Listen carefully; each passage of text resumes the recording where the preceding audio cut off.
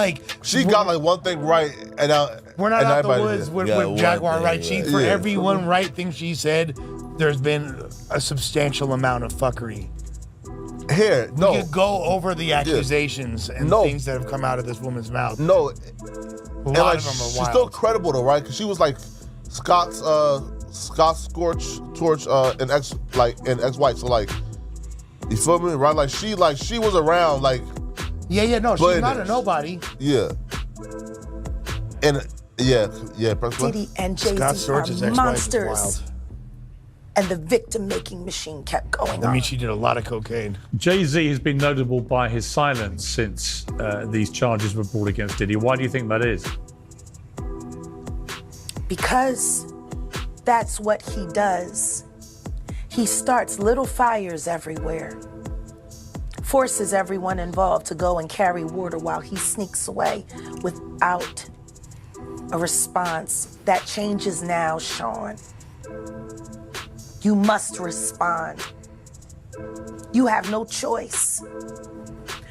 Harvey Weinstein, Jeffrey Epstein, Robert Kelly, Sean Combs have one person in common, professionally. I decided I'm going to start listening to I'm a Flirty. Privately. Back in rotation. Sean Carter. This has been a fist of tyranny that has been punching through our culture and our society for decades. It must stop. There's been obviously a lot of cruelty-free artistry. All right, stop real quick. You see, listen, yo, there's certain things in black culture that I feel like should stay in black culture. Jaguar Wright and like her theories is one of those things, bro. Like we're like the culture, we appreciate it. It's comedy, it's great content. But once you start like taking this batshit crazy shit to Piers Morgan on a national stage now, bro, and having her now like start to throw out these accusations, bro, it's like, hold up now.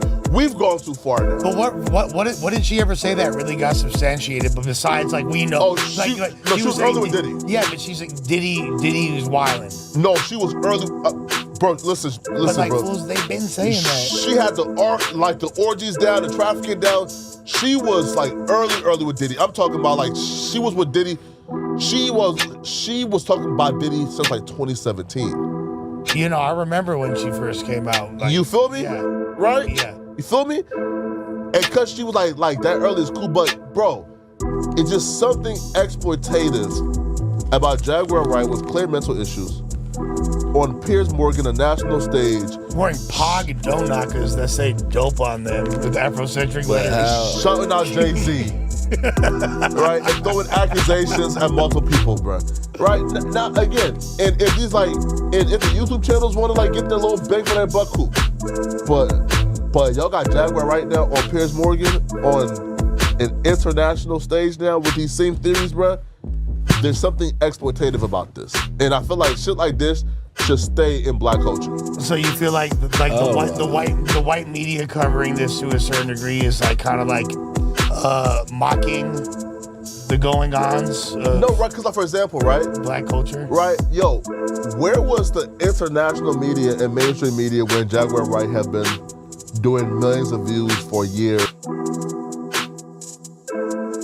Because I don't know if you can be held accountable for being a freak among freaks. Now, can they say you had knowledge of narcotics distribution? Because the one thing that they have in the RICO charge, okay, is that he engaged in possession of narcotics with intent to distribute.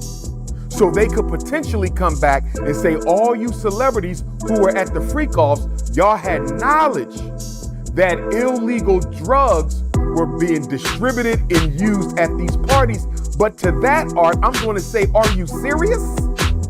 Aren't there drugs being distributed at every Hollywood party, every music industry party? I mean, are you really going to charge all these black celebrities who were at these freak-offs with knowledge of possession of controlled substance with intent to distribute when that is everyday culture in Hollywood? See, then in my opinion, it starts to really look like what it is, racial targeting and racial profiling. That would be a bit too much.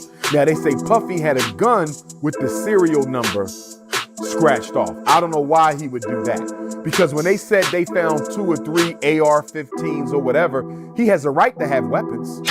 He got a right to have weapons in his house. So to me, them finding guns means nothing. The man is a mogul and he's an American citizen. So he has a right to have guns. But that one with the serial number scratched off, Art, can that be linked to any crimes that have ever been committed?